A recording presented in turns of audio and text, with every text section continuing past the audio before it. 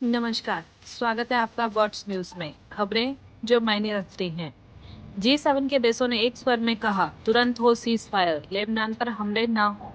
France में G7 summit की आखिरी मीटिंग बुधवार को हुई। इस मीटिंग में सभी देशों की तरफ से एक बयान जारी किया गया, जिसमें G7 के देशों ने लेबनान में तुरंत युद्ध विराम की मांग की। द गार्डियन के मुताबिक ज्वाइंट स्टेटमेंट में जारी बयान में कहा गया कि हम लेबनान में तुरंत और मजबूत सीज फायर की मांग करते हैं। साथ ही इसके जरिए लेबनान की लीडरशिप की उन कोशिशों का समर्थन करते हैं जिनका मकसद हिजबुल्लाह को वेपन फ्री हथियारों पर सरकार का एकाधिकार स्थापित करना और इंटरनेशनल सिक्योरिटी की गारंटी के साथ अपने देश की अखंडता और संप्रभुता की रक्षा करना है। ईरान पर हमले के लिए अमेरिका ने इस्तेमाल किया एलन मस्क का AI टूल, ट्रंप सरकार ने खुद कबूला। दुनिया के सबसे अमीर शख्स एलन मस्क के आर्टिफिशियल इंटेलिजेंस टूल ग्रॉक का इस्तेमाल ईरान के खिलाफ हमलों में किया गया था। यह बात खुद अमेरिकी सरकार ने एक कानूनी दस्तावेज में बताई है।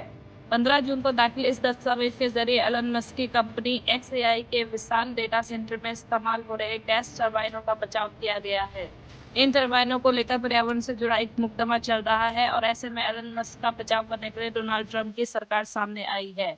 एलन मस्क के AI टूल की जरूरत साबित करने के लिए सबूत के तौर पर ट्रंप सरकार ने बताया कि इसकी मदद से ईरान पर हमला किया गया। उद्धव ठाकरे की शिवसेना यूबीटी में 6 सांसदों की बगावत की आशंका है। पार्टी के 6 सांसद एकनाथ शिंदे की शिवसेना में शामिल हो सकते हैं। देर रात कई सांसद दिल्ली पहुंचे, वहीं डिप्टी CM एकनाथ शिंदे के बेटे श्रीकांत शिंदे भी प्राइवेट जेट से कुछ सांसदों को लेकर दिल्ली पहुंचे, जहां खुद एकनाथ शिंदे मौजूद हैं। हालांकि संभावित बागी सांसदों की सूची में शामिल नासिक से सांसद राजा भाऊ वाजे ने इन खबरों को खारिज कर दिया। उन्होंने कहा कि वह किसी राजनीतिक बैठक के लिए नहीं बल्कि कमेटी मीटिंग के सिलसिले में दिल्ली आए हैं और उन्हें किसी भी सांसद के शिंदे गुट में जाने की जानकारी नहीं है।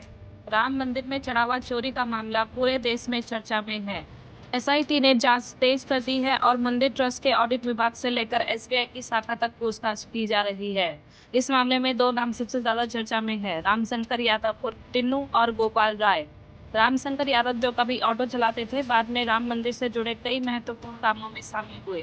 वहीं गोपाल राय चढ़ावे की गिनती और ट्रस्ट बैंक के बीच निगरानी की जिम्मेदारी संभालते थे। SIT अब तक 11 लोगों से पूछताछ कर चुकी है और कई लोगों के पास बड़ी संपत्ति मिलने की भी बात सामने आई है।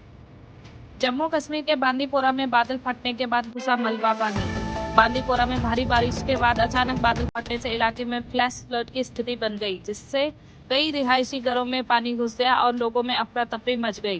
बाढ़ के पानी से संपत्ति को नुकसान पहुंचा है और जनजीवन प्रभावित हुआ है। प्रशासन हालात पर नजर बनाए हुए और नुकसान का आकलन किया जा रहा है।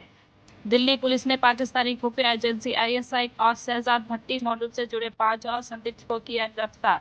दिल्ली पुलिस ने पाकिस्तानी आतंकी मॉड्यूल का पर्दाफाश करते हुए 5 और संदिग्धों को गिरफ्तार किया है। ये संदिग्ध पाकिस्तानी खुफिया एजेंसी ISI और आतंकी शहजाद भट्टी मॉड्यूल से जुड़े थे। दिल्ली पुलिस के स्पेशल सेल ने इस संदिग्धों को गिरफ्तार किया है। जानकारी के अनुसार पुलिस की जांच में खुलासा हुआ कि ये आतंकी इस्लामाबाद में मौजूद पाकिस्तानी एजेंसी ISI के कॉल सेंटर से भारत के युवाओं को भड़का रहे थे। ये युवाओं को गुमराह कर ISI से जोड़ते थे। इन संदिग्धों को देश के कई राज्यों की पुलिस फोर्स की टारगेट फिल्म का टास्क दिया गया था। पुलिस ने इन आरोपियों के पास से हथियार और कारतूस बरामद किए हैं।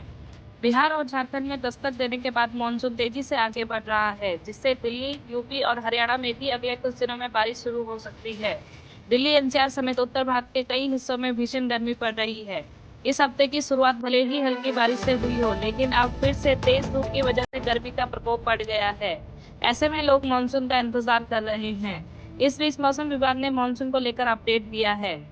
IMD का कहना है कि अगले 4-5 दिनों में मानसून पंजाब, हरियाणा, राजस्थान और दिल्ली तक पहुंच सकता है। ऐसे में गर्मी झेल रहे लोगों को राहत मिल सकती है।